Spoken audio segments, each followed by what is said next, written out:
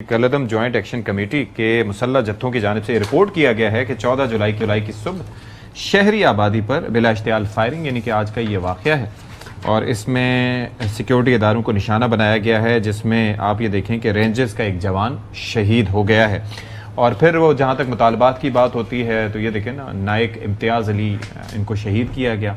और अफसोसनाक बात है कि हम अपने मुल्क के इदारों के ख़िलाफ़ अगर इस तरह से जत्थों की सूरत में लोग निकलें और जबकि उनको समझाया जाए, उनके सारे मुतालबात भी तस्लीम किए जाएँ, तो इसमें फिर आखिर मकसद क्या है और कौन बेनिफिशरी है इनके इन एक्शंस का। तो ख़ावर गुमन साहब, अगर मकसद मुझे ज़रा दीजिएगा कि अब क्या नज़र आता है बज़ाहिर, क्योंकि कई दफ़ा ये कहा गया कि इनसे बात होनी चाहिए, कई लोगों ने कहा कि जिनको मौका देना चाहिए, इनके मुतालबात किस हद तक थे, पूरे मुल्क में क्या अलग कानून है, अलग टैक्सेस हैं और यहाँ पर अलग हैं, उसके बावजूद इस चीज़ को यूज़ करते हुए यहाँ के लोगों को वो बेवकूफ़ बना रहे हैं। This is first of all this is absolutely not acceptable. ये किसी भी मुल्क के अंदर द यूज़ ऑफ वायलेंस जो है by the protesters against the state जो है बिल्कुल कोई दुनिया का मुल्क ये चीज़ एक्सेप्ट नहीं करता और ना ही एक्सेप्ट होना चाहिए।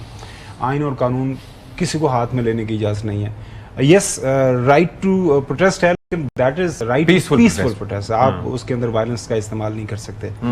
और दूसरी बात यह है कि इलेक्शन वहाँ पे अनाउंस हो चुके हैं, 27 जुलाई को इंतखाबात हो रहे हैं, तो जो भी मसले मसाइल हैं, ये जो कलदम वाले लोग हैं, इनको मेरे ख्याल में ये रास्ता छोड़ के इलेक्शन का रास्ता इख्तियार करना चाहिए था।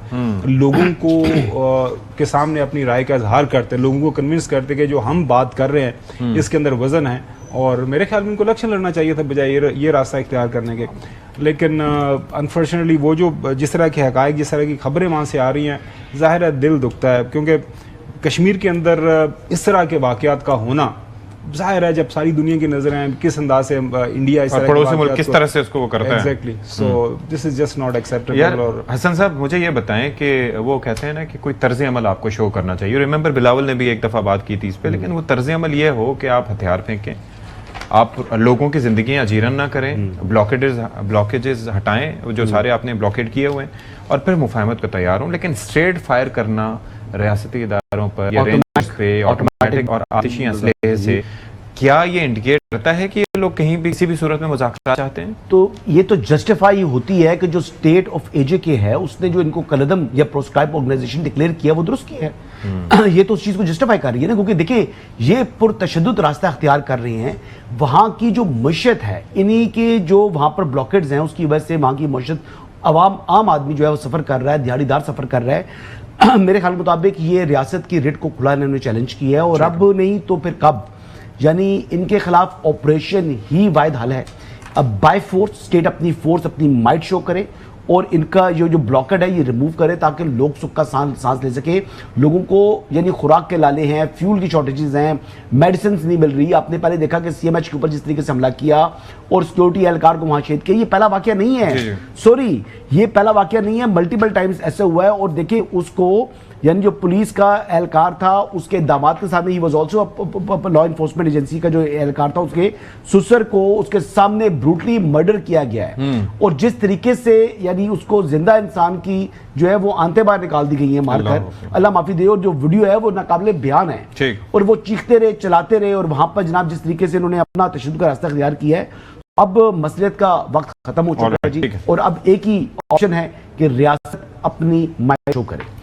जी चौधरी साहब, होर की रास्ता रह गया है सर, मतलब the way they are attacking and shooting directly, और फिर लोगों को भी इस तरह से होस्टेज बनाया हुआ है, और बल्कि खुद रास्ते ब्लॉक करते हैं और फिर इल्ज़ाम डालते हैं कि जी पुलिस ऐसा कर रही है और कर रही है, और उसके तो अब एविडेंस भी आ गए हैं। तो क्या किया जाए फिर सर? नहीं, जो मतलब है मारा मारी का माहौल तो खत्म होना चाहिए, वन वे और दी अदर।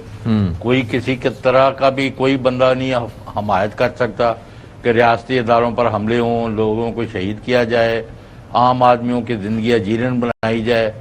और अभी एजे गवर्नमेंट हो, पाकिस्तान गवर्नमेंट हो और पाकिस्तान के अदारे हों, इनको जो भी इकदाम करने चाहिए, peace and normalcy must return to AJK, it is a must.